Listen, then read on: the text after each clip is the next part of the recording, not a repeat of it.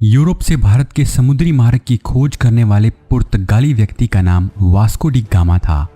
Vasco D gamma को पूरी दुनिया समुद्री रास्तों की खोज करने वाले एक नाविक के रूप में जानती है। डी गामा ने 1497 में पुर्तगाल के लिस्बन से भारत की खोज का अभियान शुरू किया था। अफ्रीका में कई जगह रुकने के बाद वास्को डी गामा मई 1498 में पहली बार कालीकट के तट पर पहुंचा था। ये किसी यूरोपियन का समुद्री मार्ग से भारत के तट पर पहुंचने का सबसे पहला सफल अभियान था। इस अभियान को पूरा करने में उसे 2 साल का वक्त लगा, जिसमें उसने 300 दिन समुद्र में बिताए थे और 24,000 माइल्स की यात्रा पूरी की थी। उस समय इतना लंबा समय समुद्र में बिताना बहुत मुश्किल काम था, क्योंकि समुद्र में आने वाले तूफान और बीमारियां सैकड़ों लोगों की जिंदगियां निगल लेती थी। वास्को डी गामा का जन्म 1460 में पुर्तगाल में हुआ था। वो अपने पिता एस्टेवो डा गामा के तीसरे बेटे थे। हम वास्को डी गामा को एक समुद्री खोजकर्ता के रूप में ही जानते हैं, लेकिन वो एक सैनिक भी था। 1492 में पुर्तगाल के किंग जॉन II ने उसे फ्रांसीसी जहाज़ों को कब्जे में लेने के लिए सेतुबल की पोर्ट सिटी और अल्गार्वे क्षेत्र में भी भेजा था, क्योंकि फ्रांसीसी जहाज़ों ने समुद्र में पुर्तगाली हितों को नुकसान पहुंचाया था। वास्को डी गामा ने ये काम बड़ी बहादुरी और कुशलता से पूरा किया।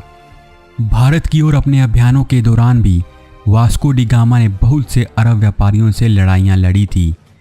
वास्को डी गामा एक बार नहीं बल्कि 3 बार भारत आया था और तीसरी बार भारत में ही उसकी मृत्यु हो गई थी। जॉन II के बाद मैनुअल I पुर्तगाल के राजा बने। मैनुअल I ने वास्को डी गामा को भारत भेजा। वो चाहते थे कि भारत की ओर जाने वाले समुद्री रास्ते की खोज की जाए, ताकि वेस्टर्न यूरोप को पूर्व से सीधा जोड़ा जा सके। ऐसा नहीं था कि भारत के बारे में लोग जानते नहीं थे या भारत के साथ व्यापार नहीं हो रहा था। भारत के साथ लंबे समय से व्यापार होता आ रहा था, लेकिन जमीनी मार्ग से। जमीन के रास्ते लंबी दूरी तक सामान पहुंचाना उस वक्त बहुत ज़्यादा मुश्किल था, क्योंकि ना तो उस समय ट्रेनें थी, ना ही ट्रक और ना ही हवाई जहाज। इसीलिए ज़मीनी रास्तों से व्यापार बहुत खर्चीला और ख़तरनाक भी होता था। ज़मीनी रास्ते से व्यापार करने के लिए अलग अलग देशों से होकर गुजरना उस समय आसान नहीं था। ज़्यादातर व्यापार बिचौलियों के जरिए ही हो पाता था।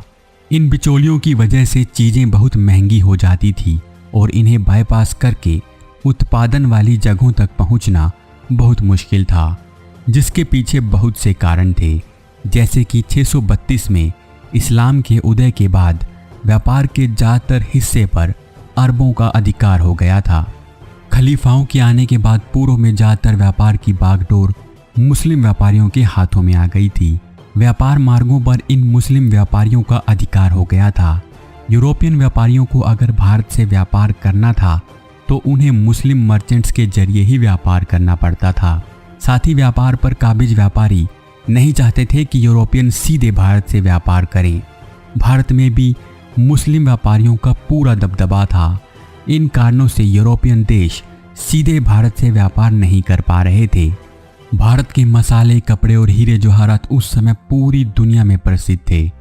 मुगल अगर भारत नहीं आते तो कैसा होता, भारत वाले वीडियो में हमने आपको बताया था कि कैसे 1000 AD में ही भारत की GDP पूरी दुनिया की GDP का 28.9% थी और 17वीं शताब्दी तक भारत 24.44% के साथ दुनिया में पहले स्थान पर था। भारत के सोने की चिड़िया होने की खबरें दूर दूर तक पहुंच चुकी थी। इसीलिए यूरोप के बहुत से देश भारत तक पहुंचने के समुद्री मार्ग की खोज में लगे हुए थे। वास्को डी गामा की तरह एक और एक्सप्लोरर क्रिस्टोफर कोलंबस को भी भारत की खोज करने के लिए भेजा गया था, लेकिन वो भारत पहुंचने की बजाय अमेरिका पहुंच गया। कोलंबस जब अमेरिका पहुंचा तो उसे लगा कि वो भारत पहुंच गया है, इसीलिए उससे जो पहले लोग मिले उसने उन्हें रेड इंडियंस नाम दिया था। क्रिस्टोफर कोलंबस ने कैसे अमेरिका को ढूंढा और कैसे अमेरिका दुनिया का सबसे शक्तिशाली देश बन गया, उसका वीडियो भी आप हमारे चैनल अजब गजब फैक्ट्स पर देख सकते हैं। कोलंबस तो भारत को नहीं खोज पाया था, लेकिन वास्को डी गामा ने आखिरकार भारत को खोज लिया था। वास्को डी गामा की खोज का मकसद भारत से व्यापार को बढ़ावा देना था। वास्को डी गामा से पहले एक दूसरे पुर्तगाली बार्टोलोम्यू डायस ने अफ्रीका महाद्वीप के दक्षिण में केप ऑफ गुड होप को खोज लिया था, जिसके बाद वहां से भारत की ओर जाने का रास्ता खोजना आसान था। 8 जुलाई 1497 को वास्को डी गामा 170 लोगों के समूह के साथ लिस्बन से 4 जहाज़ों पर भारत की खोज के लिए निकलते हैं। वो कैनरी आइलैंड सांटियागो होते हुए मोसल बे तक पहुंचते हैं। यहाँ गामा ने एक स्टोन पिलर लगवाया जिसे वो साथ ले गए थे, ताकि जहाँ भी वो जाएं वहाँ कुछ निशान बनाते जाएं। अफ्रीका में मोजाम्बिक, मोम्बासा और मालिंदी में रुकने के बाद डगामा ने भारत की ओर रुख किया।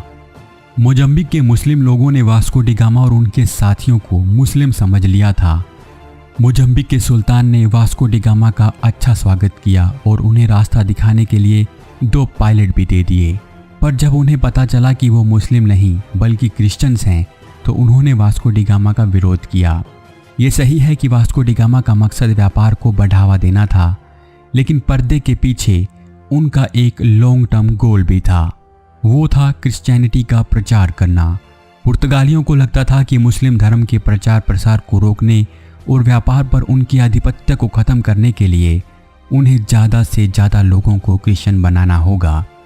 भारत की ओर बढ़ते हुए बहुत बार उनका अरब ट्रेडर्स के साथ क्लैश हुआ। वास्को डी गामा भी रास्ते में मिलने वाले अरब ट्रेडर्स की शिप्स को लूटते हुए आगे बढ़ रहे थे। जहां भी उन्हें बिना हथियारों के कमज़ोर ट्रेडर्स दिखते, वो उन्हें लूट लेते थे। मोजाम्बिक से मोम्बासा होते हुए 14 अप्रैल 1498 को वो अफ्रीका के मालिंदी तट पर पहुंचे।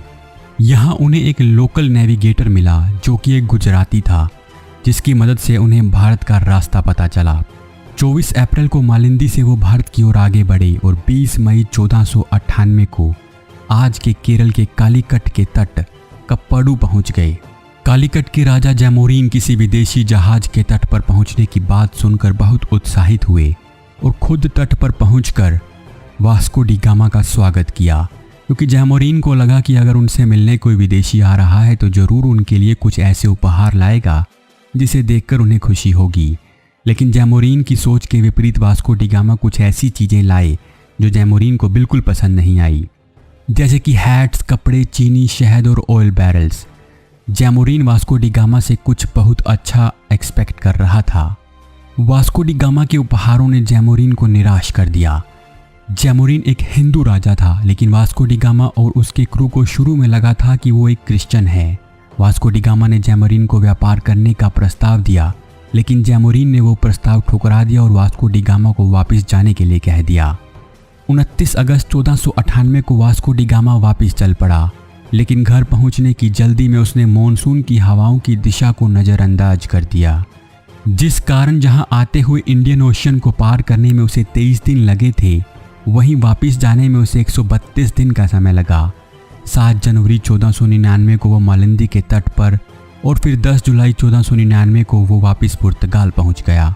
पुर्तगाल पहुंचने पर उसका भव्य स्वागत हुआ और उसे डोम का टाइटल, सालाना पेंशन के साथ साथ जमीनें भी दी गई।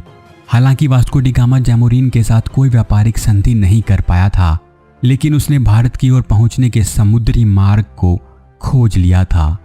वास्को डी गामा का यह सफ़र आसान नहीं था, क्योंकि अपने सफ़र की शुरुआत वास्को डी गामा ने 170 लोगों के साथ की थी, जबकि सिर्फ 54 लोग ही वापस पुर्तगाल की धरती पर पहुंच पाए थे।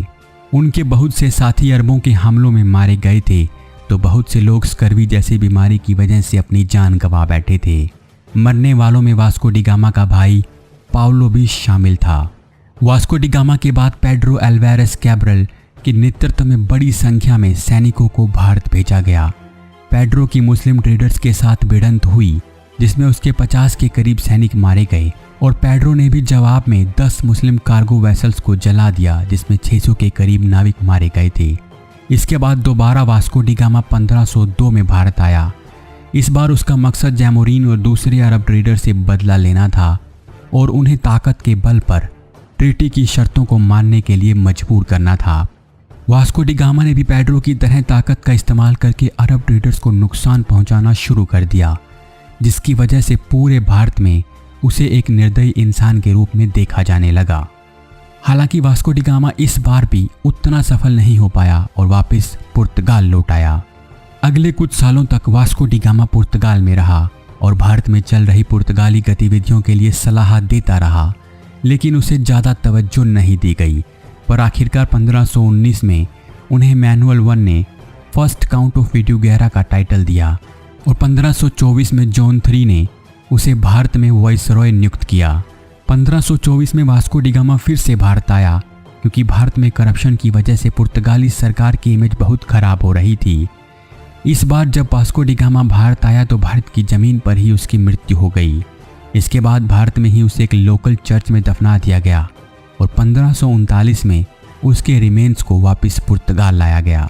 इन सब के बीच पुर्तगाल का भारत में कॉलोनी स्थापित करने का अभियान जारी रहा। आपको वीडियो कैसा लगा आप हमें कमेंट करके ज़रूर बताइएगा। आपसे फिर मुलाकात होगी एक और वीडियो के साथ। धन्यवाद।